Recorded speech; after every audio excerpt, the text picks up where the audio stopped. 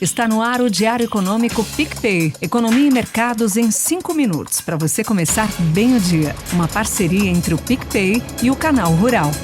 Olá, bom dia! Hoje é terça-feira, dia 18 de março de 2025 e esse é o seu Diário Econômico PicPay.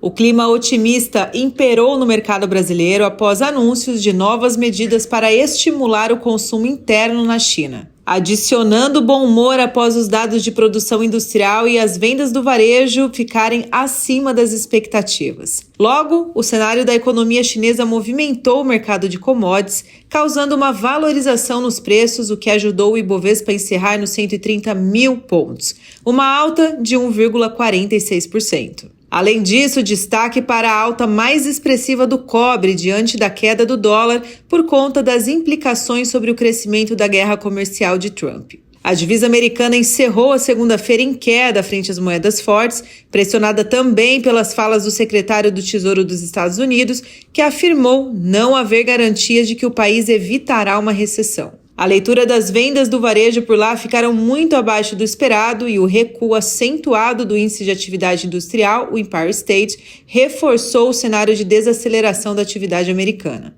A queda do dólar lá fora ajudou o real, que encerrou nos R$ 5,68, uma retração de 0,99% do dólar frente à moeda brasileira, sendo a menor queda dos últimos 4 meses. Agora, há um consenso que a política tarifária de Trump colocou o mundo em rota de menor crescimento e maior inflação, o que exige dos bancos centrais manter juros altos por mais tempo. Em véspera de super quarta, o mercado se alinha com a probabilidade do Fed manter a taxa de juros inalteradas na decisão de amanhã, visto o cenário de incerteza, o que levou à redução do ritmo de queda dos Treasuries no final da tarde de ontem. Na Europa, o aumento das expectativas de aprovação do plano de gastos fiscais da Alemanha mantinha o apetite por risco em alta.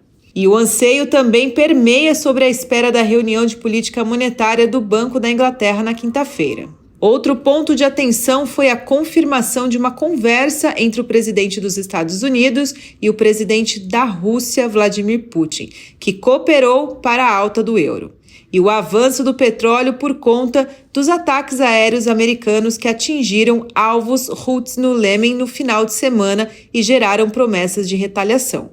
Aqui no Brasil, o principal assunto foi o dado de atividade, o IBCBR, considerado o PIB mensalizado, que apenas os economistas não gostam muito, mas é considerado um dado antecedente.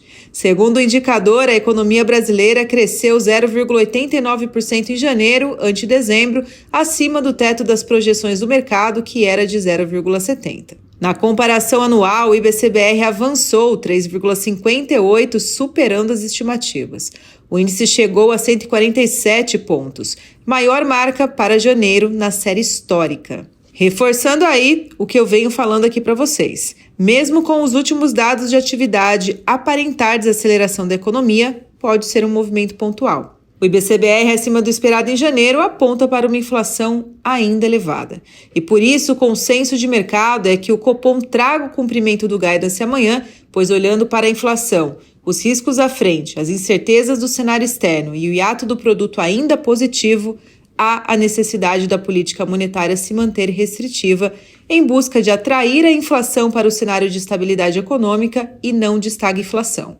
Outro ponto que favoreceu a procura pelos ativos de risco aqui no Brasil foi a sinalização do governo de reajuste zero nos benefícios do Bolsa Família. Afastando a aversão a risco pelo lado de uma política fiscal, o aceno vindo de Brasília fez com que os DIs terminassem o dia em baixa.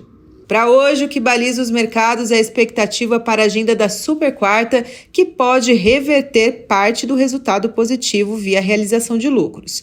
Até porque a agenda política segue com reunião de Haddad com Hugo Mota e Alcolumbre, presidentes das casas no Congresso, e o ministro da Fazenda afirmou que após haverá anúncio do presidente Lula sobre isenção de IR sobre salários até R$ 5 mil. Mas vamos acompanhar ainda a divulgação de dados que compõem o monitor de inflação, o IGP-10 e o IPC da segunda quadricemana de março. Para o IGP-10, a gente espera uma inflação de 0,42 contra uma projeção do mercado de 0,6 na medição mensal. A PIN regional, que traz dados da indústria. E lá fora, a agenda fica por conta de dados do setor imobiliário nos Estados Unidos, produção industrial do Fed e o índice de preços importados.